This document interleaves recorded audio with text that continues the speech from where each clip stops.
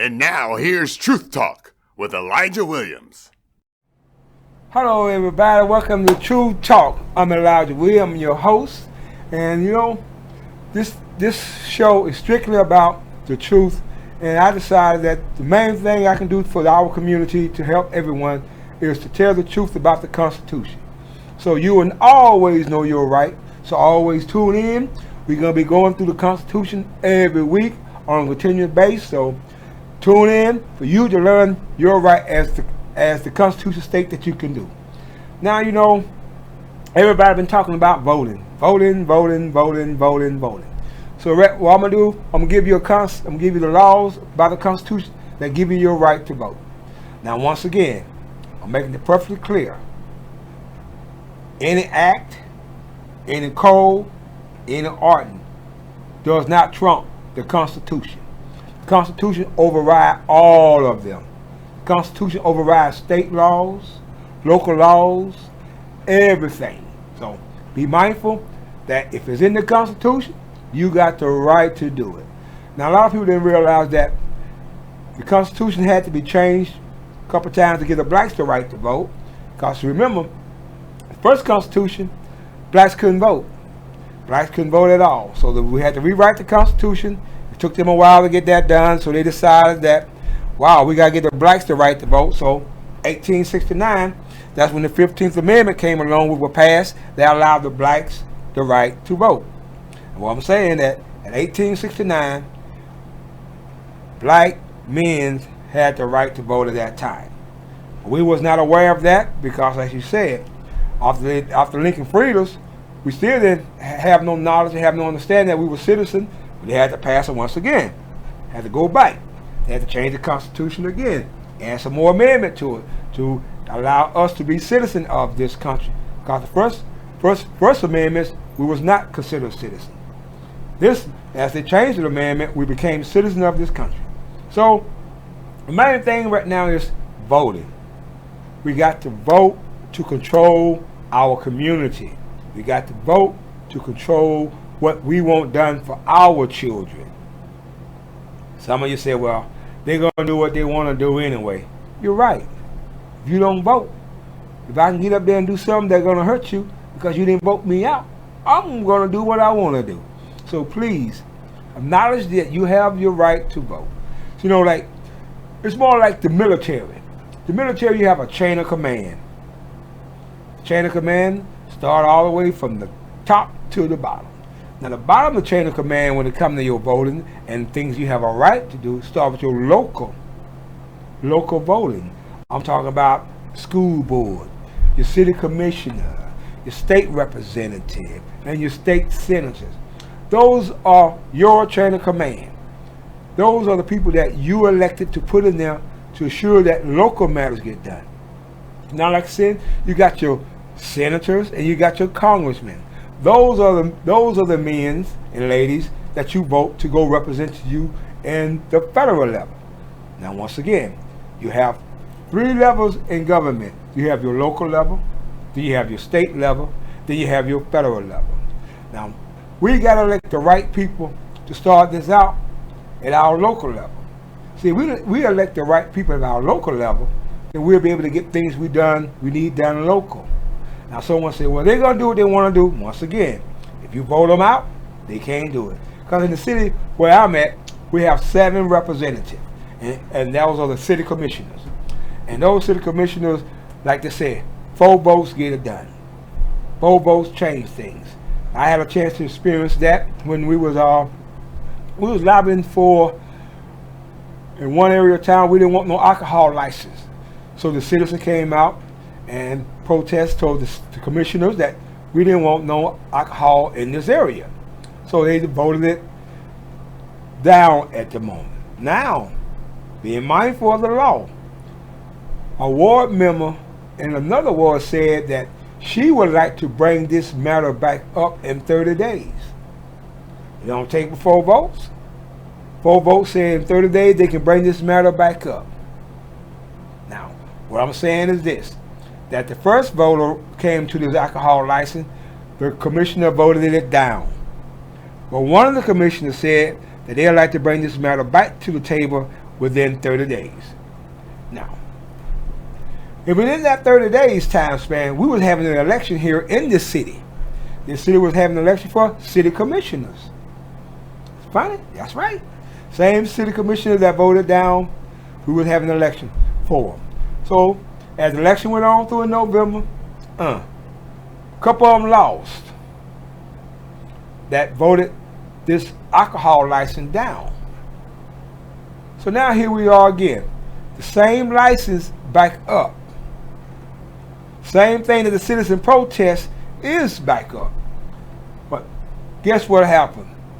Those two local officials changed their vote, including the mayor of the city. They changed their vote, and then that same license they voted down 30 days ago, they approved it. They approved the same license in a flood zone. That's right. The lady had to bring the property of $40,000 worth of construction work had to be done to the building to bring it up to code. For them to for her to move in. What did they do? They voted it in, and they said that she can do it as she go. Now, do you think she's gonna spend $40,000 to get it to bring a building up to code? She already got her license. She can open up the building and get to work. No, she's not gonna do it. She's not gonna do it. So that's what I'm saying about how we have to be mindful who we put in office, and they're doing what the citizen wants. Just because these two officials was not re-elected, one of them, she was the one who said that she wanted to put it back on the table, and she put it back on the table, and when it came back around, she voted for it. The mayor voted for it. The other ward member voted for it. See, that's what we're saying about, you got to know who you're voting for and why you're voting. Now here we are, they voted for it. So, once again, if they would not been sitting at the table, they wouldn't have had that chance to bring it back and to put it in that community. Now the citizens are still upset about it, but there's nothing they can do about it now. They can file paperwork saying that the property don't meet the city code, which the city code officer decided to give her a waiver so she can move in and start opening up her a liquor store in this neighborhood where the citizen did not want it. It's in a flood zone. That's what we mean about knowing why you're voting and know who to vote for. Now, everybody talk about these, everybody want to restrict your voting rights, restricting your laws and all that. There's no such thing. No. You can vote. You can vote, you can vote, you can vote. You can vote, you can vote, because that was clarified in the 21st Amendment. Yep, we're going back to the amendments once again. See, if you look at this, the 21st Amendment, that's where the 24th Amendment was established in 1964. That eliminated all the John Crow laws and all the John Crow things that was not appropriate for people to stop people from voting. They had to change it because it wasn't right. So, off the book. So they were looking at, wow, we got a lot of people here that really can't vote. So, back in the early 60s and all that, you had to be 21 to vote. So in the mid-60s and late 70s, but once again, in 1971, the American voters, they decided to change the voting age, bring it down to 18. Now, when you're 18 years old, you have a right to vote. 18 years old, you have a right to elect a local, state, and federal official for your right to vote. So please, exercise your right to vote. It's very, very, very important. Now, we got all these changes going along where people just don't want to vote. People saying that, well, I don't have to vote, and I ain't going to worry about it. Well, look what happened. Look, for example, right now, look what happened with Donald Trump. A lot of people say, well, we don't need to vote. He ain't going to win anyway. And Hillary Clinton, she ain't going to do nothing. So we might as well just go ahead on and not worry about it. What? Donald Trump won the election. Now, he won the election. He didn't win the election by population. He won the election by electoral votes. That's where each state have so many that they can put in, and that will determine the president of the United States. The electoral colleges, as they call them, electoral colleges vote. So he didn't win the popular vote, but he won the electoral college vote. That means certain states have a certain amount of numbers of electoral college vote that they can apply towards the president. And once the president get those numbers, then he automatically becomes president. So you can be popular to the citizen, but if the right people in the right states don't vote for you, then you still won't win the election. So that's why I'm saying it's very important that all of us vote at all times. You know, and some states like Georgia, New York, Florida, they have it where automatically now if your child get their driver license, and their driver license is good for 4 years, they have it now when they turn 18, they automatically are eligible to vote. They don't have to go register to vote. They don't have to go sign up to vote. They automatically register to vote. That's one of the good things about automatically register to vote in Georgia. Even if you have your driver license, you don't have to worry about rushing to go see, is I'm a registered voter. If you have a driver license in the state of Georgia, if you're over the age of 18, you are automatically registered voter. Hawaii going to it now. Pennsylvania going to it now. I know New York got it. Someone said that they're bringing the legislation for California, Wyoming, Utah, and they also bring that legislation in for Florida, where you automatically register to vote once you turn the age of 18. Once you get your driver license, you're automatic. You got an ID card and you're a citizen, you're automatically. So that's why I always was puzzling about that. If you're a citizen, I always thought that when you do a the Voting Rights Act and the Ku Klux Klan Act and the Voting Rights Act are similar, the same act that gives the blacks the right to vote, the blacks the right to do things that they never thought they had the right to do, because we got to remember now, each state had their own little rules, tests. Can you pass a test? Can you pass a literacy test? Can you read this for here? Can you write this? Can you answer these questions? You know, how many steps there is in a mile? You know, they were having jars in a jar. You had to walk up there and look at the jar and estimate how many balls or how many marbles in this jar. You know, just for you to vote. So those are some of the things that have been gone now. So we don't have to worry about that now. But I want us to know that we as black people, we need to vote more. We got that right in 1869. 1869, that's the 15th Amendment. The 15th Amendment gave us the right to vote as citizens in this country. So please, once again, exercise your right to vote. It's very important that you exercise your right to vote.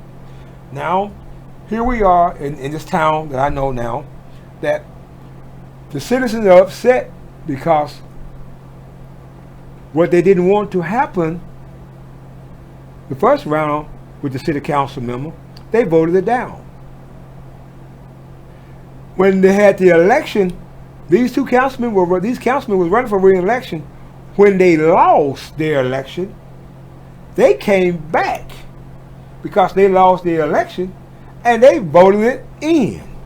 You see what I'm saying? I hope you understand what I'm saying, that you don't need leaders, you don't want to elect people in your community like that.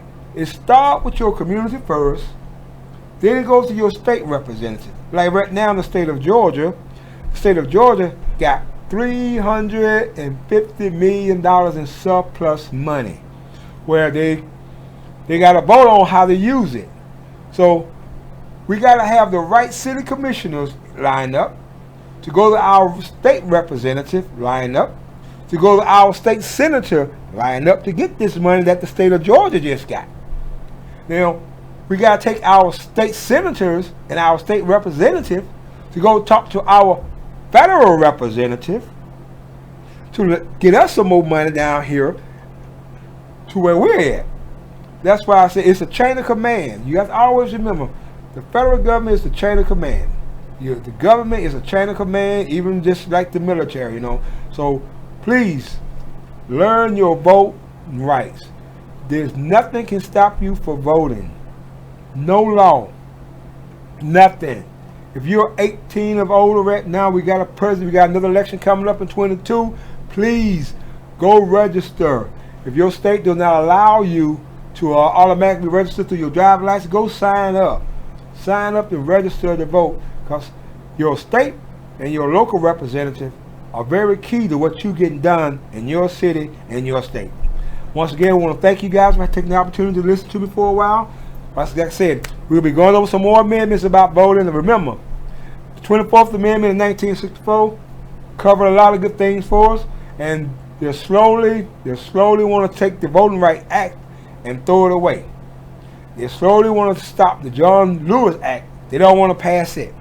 But most of all, no act can nothing override the Constitution. The Constitution gives every black man the right to vote in 15th Amendment in 1869.